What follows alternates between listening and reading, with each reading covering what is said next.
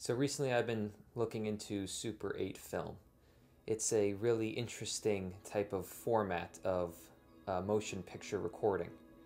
It's a really old style. It has this very vintage look with a really nostalgic feel to it. So what I did is I went and needed to go ahead and shoot Super 8 film myself. I needed to see for myself how good it really is. So I borrowed my parents' old Super 8 film camera and I got out there and I just started shooting. And this is some of the shots that I got when I first tested out Super 8. Some of the images were a little underexposed, which is usually the very first rule that you have against Super 8. But that's not what this video is about.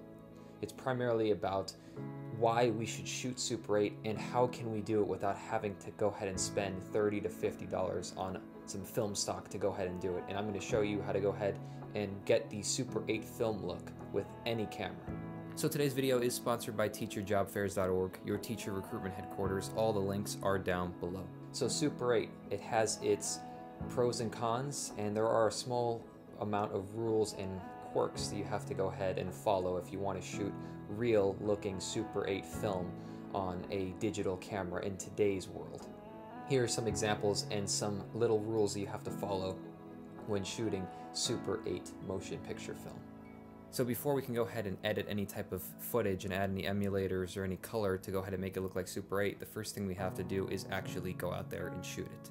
So the first thing that I always do, doesn't matter with any camera, is get my settings right.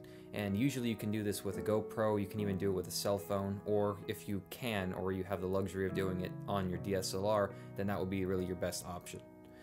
The first thing that I usually do is I set my frame rate to either 24 or 18 frames per second.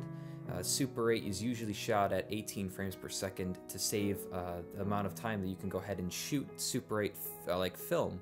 But at 24 frames per second, you should still be able to get around 2 to 3 minutes of film in actual Super 8 footage, but on your DSLR, it can last you forever. The next thing I would go ahead and do is set my shutter speed, and you can easily do that by just going outside and testing your light. If you have to make it a faster shutter speed, then that's something that you would have to do. It's a sacrifice you'd have to make. Another thing you're going to want to go ahead and do is stop down your aperture. So Super 8 cameras, they use lenses that are not big on, they don't have wider apertures. They don't have 1.8, 2.4, 2.8, or really anything up under f5.6. So one thing to remember about when you shoot Super 8 film is that your lenses and your camera do not matter. You don't need an expensive camera and you don't need an expensive lens. Anything will do. Even if you have a GoPro, even if you have a point and shoot camera, or if you are fortunate enough to have a real Super 8 camera, then just ignore everything I just told you and just get out there and shoot.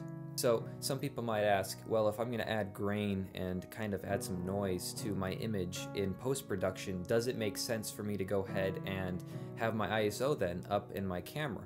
Well, if you're shooting in a little bit of a later part of the day, later time of the day like I am now, having an ISO of around 400 or whatever your camera's native ISO is going to give you probably your camera's best image that I can take.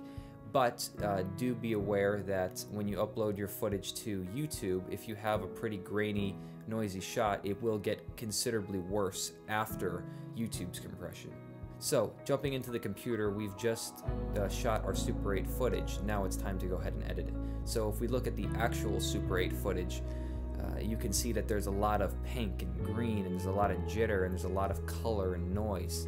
And I actually did edit this the Super 8 footage after I received it back, after it was digitized. I did actually edit it. So when we edit the footage, you can see that we have a lot of color, and you can try to match the color based on shots that you've seen somewhere else. Or what you can do is you can take some actual Super 8 footage and match it. Or you can really, anything works. You can even look at a picture online that was Super 8. And remember, there's different types of Super 8 color. There's more of a greener color, there's more of a magenta or pink. There's a lot of different colors and different types of Super 8 film. It just depends on which one you have or which one you're trying to emulate. And what I usually do is I go to Final Cut Pro because they have all the preset kind of packaged LUTs there and different type of effects. And what I like to do is I like to add the film effects there, and that's something that I'm going to go ahead and show you how to do.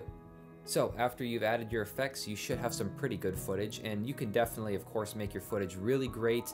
I'm sure you've seen it where you can go ahead and add a jitter above or below the footage, or you can add extra grain or things like that, and that's great and all, but personally for me, I liked having the 16:9 aspect ratio, just like I do in my videos right now. And I also liked having not as much noise in my footage. So doing it digitally definitely made it a really great option for me. So there's just something magical, something nostalgic, something beautiful about Super 8. And for me, even though it's not a sharp footage, it doesn't have really great color or contrast, or there's no sharpness, or there's really nothing that can keep up with a camera today. It's not about having the best looking image.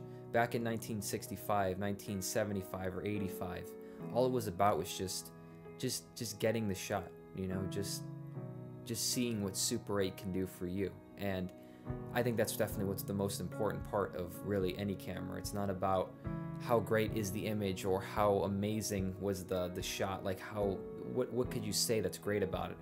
Really, it's just about the story. It's just about what the photographer, the person that made that image, really thinks. And I think that's something that Super 8 proves to all of us every single day, even today in 2018.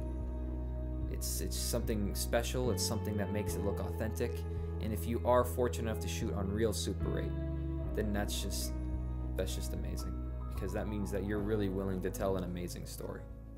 My name is Dylan Dugan, this has been Tech Warrior. I'll see you in the next video.